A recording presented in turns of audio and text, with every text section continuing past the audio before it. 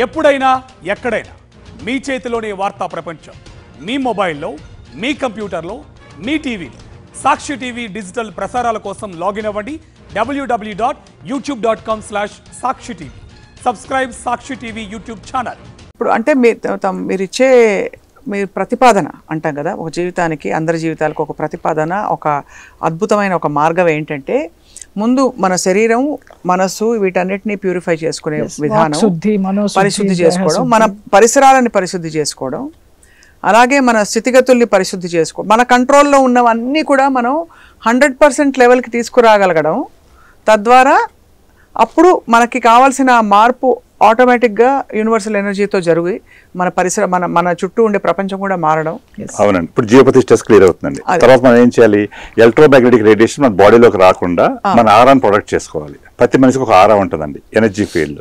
దాన్ని దివ్యకాంత వలయం అంటారు. అదర్ మీద చెప్పడం లెవెల్లో చెప్పడం జరిగింది. మనకి 3.5 మీటర్స్ ఆరా ఉంటుంది. మీరు తులసి చుట్టూ ప్రదక్షిణ చేస్తే మీ ఆరా 5 మీటర్స్ అవుతుంది. ఆవు చుట్టూ ప్రదక్షిణ చేస్తే 8 మీటర్స్ అవుతుంది. రావి చుట్టూ ప్రదక్షిణ చేస్తే 10 మీటర్స్ అవుతుంది. అంటే ఈ ఆరా అనేది పెరుగుతూ ఉంటుంది, తగ్గిపోతూ ఉంటుంది. ఎందుకంటే మీరు చేసిన తర్వాత వస్తుంది, మరి సెల్ ఫోన్తో హాలో అంటే 0 అయిపోతుంది. ఇంట్లో జియోపతి స్ట్రెస్లో పడుకుంటే 0 అయిపోతుంది. అంటే ఈ ఎలక్ట్రోమాగ్నెటిక్ రేడియేషన్ రాకుండా చేయాలి, జియోపతిక్ స్ట్రెస్ని అరెస్ట్ చేయాలి. దీని తర్వాత మనం తీసుకునే ఆహారం, పెస్టిసైడ్స్, కెమికల్ ఆహారం తీసుకుంటున్నాం.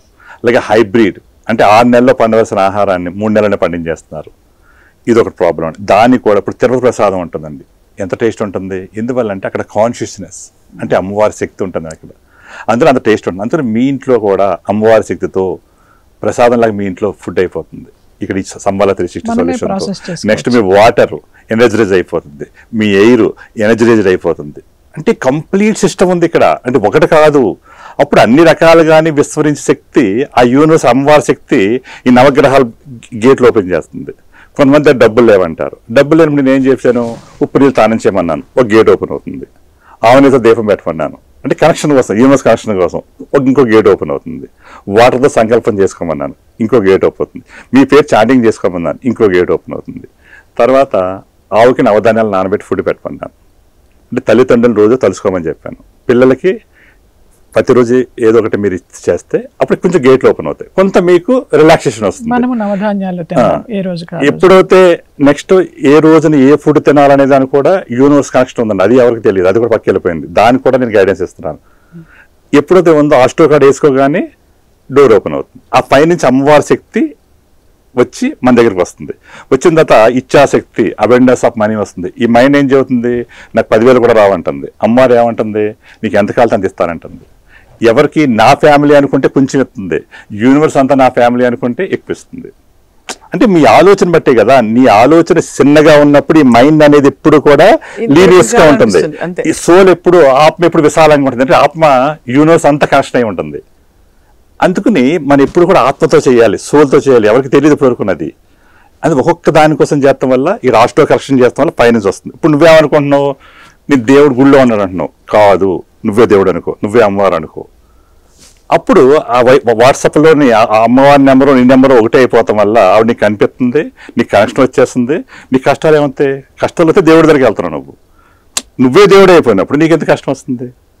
అంటే ఇది టోటల్ ట్రాన్స్ఫర్మేషన్ చేసే సబ్జెక్ట్ అనమాట. వన్ స్టెప్ అందరినీ ఎడ్యుకేట్ చేసి తీసుకెళ్దాం ఉద్దేశంతో. గురుగారు చాలా అద్భుతంగా, చాలా సంపూర్ణంగా ఉంది. అంటే సాధన అంటే ఇది కేవలం అరగంట రోజు హిమాలయాల్లో కూర్చునో లేకపోతే కళ్ళు మూసి కూర్చుని చేసేది కాదు. నిత్యం ప్రతి క్షణం సాధన అని తమరు చెప్తున్నారు. అసలు యూనివర్సల్ ఎనర్జీ అన్ని చోట్ల ఉంది కదా, విశ్వవ్యాప్తంగా, విశ్వజనని అంటాం కదా. మరి అలాంటప్పుడు మనకి ఈ జియోపతిక్ స్ట్రెస్ ఉన్న చోట్లు కానీ, శ్మశాన వాటికలు ఉన్న చోట్లు కానీ ఎందుకు ఆటోమేటిక్గా అది క్లియర్ అవ్వట్లేదు? లేదు, అక్కడ ఉంది కానీ మనం అందుకోలేక మనం లోవర్ బీయింగ్స్గా ఉండడం వల్ల మనకు అది తగులుతోంది తప్ప ఆ ఫ్రీక్వెన్సీలో ఉంటే తగలదంటారా? ఏమిటి దానికి? ఎందుకంటేనండి, ఇప్పుడు మీరు శ్మశానానికి వెళ్ళారు, మీ మైండ్ అంతా కూడా తలపడి వచ్చేస్తుంది. అంటే ఎనర్జీ అనేది ఎప్పుడు ట్రాన్స్ఫర్ అవుతూ ఉన్నది, పాజిటివ్ అయినా నెగిటివ్ అయినా. అవును. అలాగే నువ్వు గుడికి వెళ్ళారు, గుడికి వెళ్ళగానే మైండ్ కామ్ అవుతుందండి. అంటే ఇవన్నీ కూడా లో ఫ్రీక్వెన్సీస్ వరకు అలాగే ఉంటుంది. ఫ్రీక్వెన్సీస్ మనం ఏం చేయలేం, ఇప్పుడు కూడా మారిపోతూ ఉంటాయి.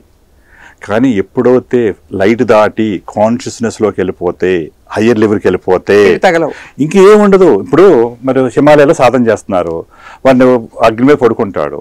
పడుకోగానే వాడికి ఏం కాలదు శరీరం అంతా కూడా. మరి వాయిస్ తమన చేయగలుగుతారు, నీటిలో అంటే మనకి అంత భగవంతుడు అంత శక్తి ఇచ్చాడు. ఎందుకంటే జ్ఞానం ఇచ్చాడు. ఇక్కడ జ్ఞానంతో నువ్వు ఏదైనా చేయొచ్చు. నీ 5 సెన్సెస్కి శక్తి వస్తుంది, పంచభూతాలకి శక్తి వస్తుంది, నువ్వే దేవుడైపోతావు, నీకు అన్నీ వచ్చేస్తాయి లోపల నుంచి. అంటే నువ్వు బయట ఎదుగుతున్నావు తప్ప లోపల వెళ్ళట్లేదు. లోపల వెళ్ళటమే అంతా నిజం. అదే ఆత్మజ్ఞానం. నువ్వు నేను తెలుసుకోగలిగి నువ్వు లోపలికి ప్రవేశించడానికి ఈ ప్రతిదానికి కూడా ఒక సొల్యూషన్ కూడా ఒక ఇది ఉందండి. ఇప్పుడు మీరు నడిచి వెళ్ళారు, మీరు ఎంత దూరం వెళ్తారు?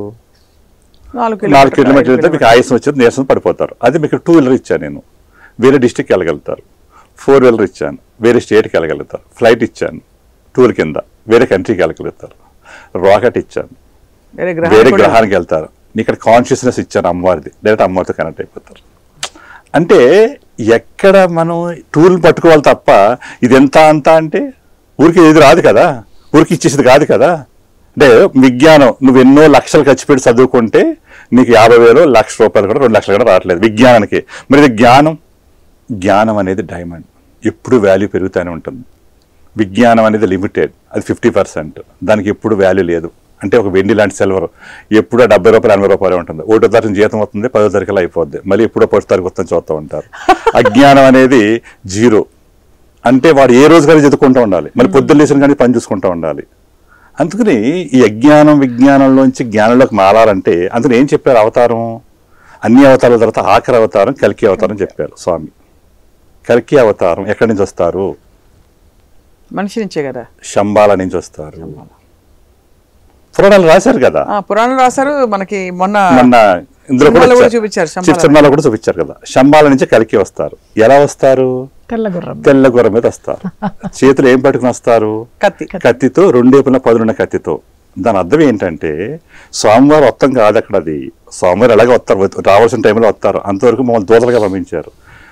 తెల్ల గుర్రం అంటే జ్ఞానం, కత్తి అంటే 2 వైపులా పదును అంటే అజ్ఞానాన్ని విజ్ఞానాన్ని మొత్తం సమూలంగా నాశనం చేస్తే అంతా జ్ఞానం అవుతే అప్పుడు అది ప్యూరిటీ అవుతే నెక్స్ట్ సత్యయుగంలోకి నాంది పలుకుతుంది.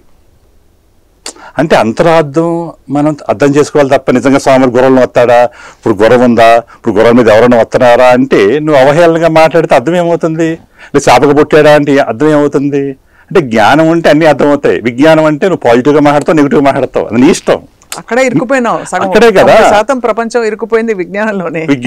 అందుకు నేను విజ్ఞానంలోంచి ఇంకా అప్గ్రేడ్ అయ్యి అన్నిట్లోని ఎలాగైతే అప్డేట్ అయ్యారో ఇప్పుడు ఏ వచ్చింది.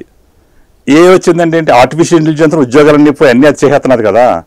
మరి లోపల ఐఏ ఉంది, ఇంటర్నల్ ఇంటెలిజెన్స్, ఆత్మజ్ఞానం కోసం.